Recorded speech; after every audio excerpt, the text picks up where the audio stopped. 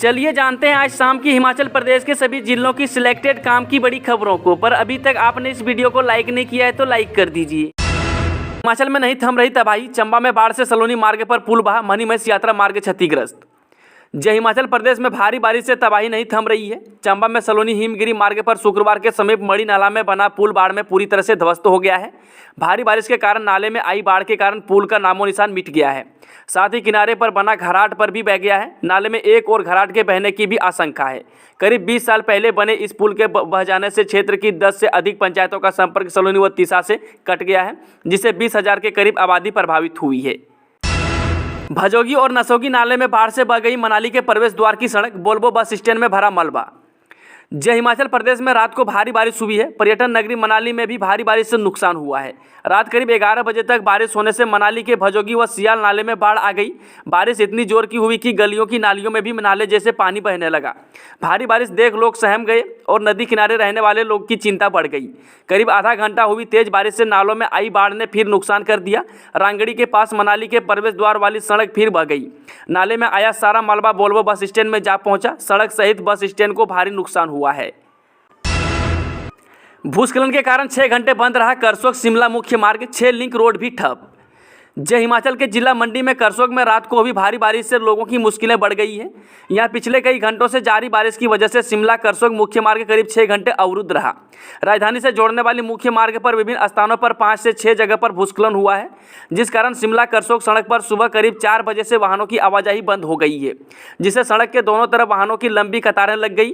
हालांकि सूचना मिलते ही लोग निर्माण विभाग ने तुरंत प्रभाव से जेसीबी मशीन भेज दी है, लेकिन कई जगह पर हुए भूस्खलन की वजह से विभाग को भी सड़क पर आए मलबा और पत्थर को हटाने में काफी मशक्कत करनी पड़ी। हिमाचल के 9 जिलों में आज भारी बारिश और आंधी चलने का अलर्ट, 89 सड़कें अब भी बंद। जय हिमाचल प्रदेश में आज भारी बारिश का अलर्ट जारी किया गया है। बीती रात को आंधी से कई जगह पेड़ उखड़ गए हैं। कई घरों की छतों को भी नुकसान पहुंचा है। मौसम विभाग ने आज 24 अगस्त को 9 जिलों के लिए अलर्ट जारी किया है। आपको बता दें कि लाहौल स्पीति, किन्नौर व ऊना को छोड़कर बाकी सभी जिलों में आंधी चलने, बिजली गिरने और भारी वर्षा होने का येलो अलर्ट जारी किया है। 25 को भी भारी वर्षा की संभावना है। 26 अगस्त से मानसून कुछ कमजोर होगा। मंगलवार को शिमला के जुबड़हट्टी 18 मिलीमीटर वर्षा हुई। प्रदेश में अधिकतम तापमान 2 से 3 डिग्री सेल्सियस तक की वृद्धि हुई है। हिमाचल प्रदेश के 75,000 घरों में पहुंचेगा साफ पानी, एडीबी करेगा 750 करोड़ रुपए की मदद। जय एशियाई विकास बैंक हिमाचल प्रदेश में साफ पेयजल उपलब्ध कराने, जलापूर्ति में सुधार और स्वच्छता को लेकर 9.63 करोड़ डॉलर का कर्ज देगा। इसको लेकर एडीबी और भारत सरकार ने समझौता किया है। वित्त मंत्रालय ने सोमवार को बयान में कहा है कि एडीबी हिमाचल प्रदेश ग्रामीण पेयजल सुधार और आजीविका परियोजना के तहत 9.63 करोड़ डॉलर का कर्ज देगा।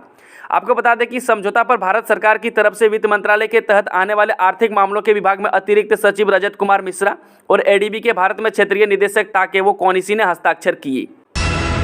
भागसूनाग में स्मार्ट सिटी के पहले इलेक्ट्रिक चार्जिंग स्टेशन का काम शुरू। जय स्मार्ट सिटी धर्मशाला में अब शीघ्र ही इलेक्ट्रॉनिक वाहनों को चार्जिंग स्टेशन की सुविधा मिलना शुरू हो जाएगी।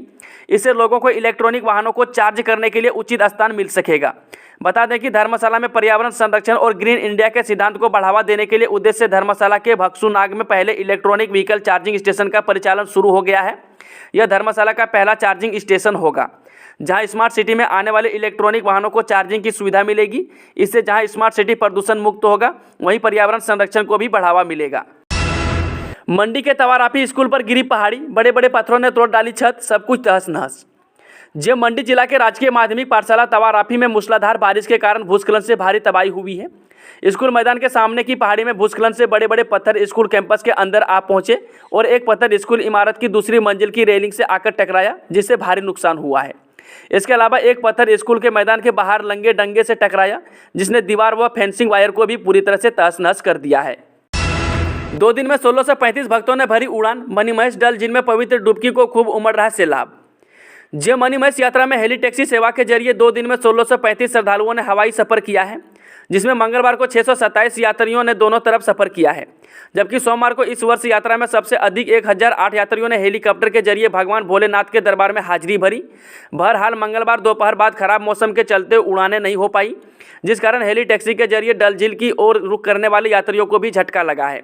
जानकारी के अनुसार मंगलवार को हिमालयन हेली टैक्सी के हेलीकॉप्टर के जरिए 160 ने भरमौर से गौरीकुंड और 313 ने वापस भरमौर के लिए उड़ान भरी। इसी तरह थोम्बी एविएशन के हेलीकॉप्टर में 154 यात्रियों ने भरमौर भरमौर से गौरीकुंड व गौरीकुंड से भरमौर के लिए 155 श्रद्धालु वापस आए। मनरेगा ऑडिट करने वाले कर्मियों को मानदेय। जे पंचायतों में मनरेगा के कामों को सोशल ऑडिट करने वाले सोशल ऑडिटर को मानदेय की अदायगी शुरू हो गई है। जुलाई 2021 से जुलाई 2022 के फेज की राशि सोशल ऑडिटर्स को जारी कर दी गई है। सोशल ऑडिट यूनिट के निदेशक टीसी कश्यप ने बताया कि सोशल ऑडिटर को मानदेय की अदायगी की जा रही है। पब्लिक फाइनेंस मैनेजमेंट सिस्टम के माध्यम से मानदेय की राशि सीधे उनके खाते में हस्तांतरित की जा रही है। गौरतलब है कि हिमाचल प्रदेश में सोशल ऑडिट करने वाले ऑडिटर को पिछले काफ़ी समय से मानदेय की अदायगी नहीं हुई थी। सोशल ऑडिट यूनिट के तहत ब्लॉक स्तर पर ब्लॉक रिसर्च पर्सन और गांव स्तर पर विलेज रिसर्च पर्सन की नियुक्ति की गई है। इसके लिए फिक्स सैलरी की कोई व्यवस्था नहीं है। ब्लॉक रिसर्च पर्सन को जहां 500 रुपये का मानदेय दिया जाता है, तो वहीं विलेज स्तर पर काम करने वाले विलेज रिसर्च पर्सन को 300 रुपये का मानदेय दिया जाता है। कमेटी की मीटिंग से सेब खरीद कंपनियां गायब। कल अदानी के सभी स्टोर का घेराव करेगा संयुक्त किसान मंच। जनौनी यूनिवर्सिटी के कुलपति की अध्यक्षता में बनाई गई कमेटी की बैठक में मंगलवार को बागवानी निदेशालय में हुई है। सेब खरीदने वाली निजी कंपनियों व संयुक्त किसान मोर्चा के साथ हुई यह बैठक बेनतीजा रही है। बैठक में कुल 18 कंपनियों में से सिर्फ 8 ही कंपनियों के प्रतिनिधि पहुंचे। आपको बता दें कि अदानी कंपनी के प्रतिनिधि भी बैठक से नदारद रहे। वहीं संयुक्त किसान मोर्चा ने भी बैठक का बहिष्कार किया। ऐसे में अब गुरुवार को संयुक्त किसान मोर्चा की ओर से अदानी के स्टोर का घेराव किया जाएगा। संयुक्त किसान मोर्चा के संयोजक हरीश चौहान ने बताया कि बैठक में कंपनियों व सरकार के मध्य हुए समझौता ज्ञापन पेश नहीं किए गए। उन्होंने बताया कि जब इस बार में बागवानी विभाग के सदस्य से सचिव से जानकारी मांगी गई तो उन्होंने बताया कि इन कंपनियों के साथ कोई भी समझौता ज्ञापन ही नहीं किया गया है। मंडी से औड तक का सफर अब मौत का कुआं। पहाड़ी से कहीं से भी गिरने लगते हैं पत्थर। जब चंडीगढ़ मनाली हाईवे पर पंडोह से औड तक का सफर मौत का कुआं साबित हो रहा है। पिछले 2-3 दिनों से चिलचिलाती धूप में भी सड़क पर घंटों जाम लग रहा है। मंडी से कुल्लू की ओर से आती बार पहला जाम 4 मील, दूसरा सूखी बाई, तीसरा 7 मील, चौथा और बड़ा जाम 9 मील के पास लगता है। आपको बता दें कि यही क्रम यही सप्ताह नहीं होता। 5वां जाम जाकर नाला के पास हर वाहन को घंटों जाम की आफत से गुजरना पड़ता है। यहाँ पहाड़ी से कभी भी पत्थर गिरने लगते हैं। यह जाम सिर्फ KMC फोरलेन निर्माण कंपनी की लापरवाही के कारण लगते हैं। रेणुका बांध मुआवजे में हेराफेरी की जांच करेगी SIT। हाईकोर्ट ने इस मामले में दिए आदेश। जय हिमाचल प्रदेश हाईकोर्ट ने रेणुका डैम प्रोजेक्ट के निर्माण के लिए भूमि अधिग्रहण की मुआवजा राशि के वितरण में हेराफेरी के आरोपों की जांच के लिए SIT गठित की है। न्यायाधीश संदीप शर्मा ने SP सिरमौर की अध्यक्षता में SIT का गठन किया है। इस टीम में DSP ददाहू, DSP राजगढ़ व DSP सांगड़ा भी शामिल होंगे। मामले के अनुसार HPPCL ने रेणुका डैम प्रोजेक्ट के लिए 12,000 बीघा से अधिक भूमि अधिग्रहित की है। इसके लिए भू मालिकों को लगभग 2500 करोड़ रुपये बतौर मुआवजा अदा किया जाना है।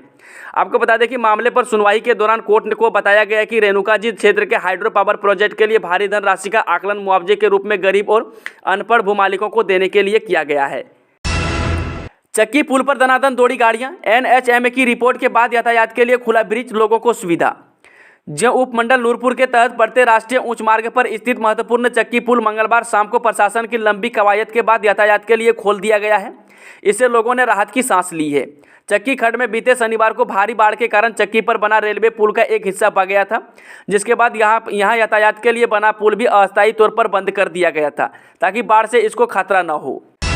हिमाचल प्रदेश की इस विधानसभा सीट पर अभी तक नहीं खुल सका है भाजपा का खाता।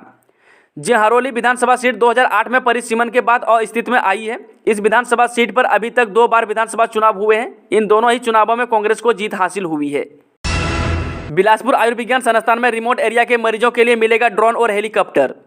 जे हिमाचल प्रदेश के बिलासपुर में बना अखिल भारतीय आयुर्विज्ञान संस्थान एम्स यहाँ के लोगों के लिए किसी देवदूत से कम नहीं होगा। देवभूमि पर बने आयुर्विज्ञान संस्थान की अपनी कई सारी खासियतें हैं।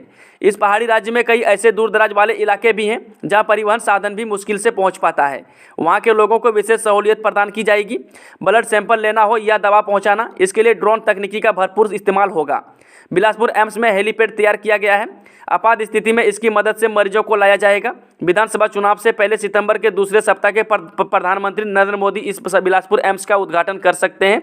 इसके लिए संस्थान में जोरदार तैयारी चल रही है।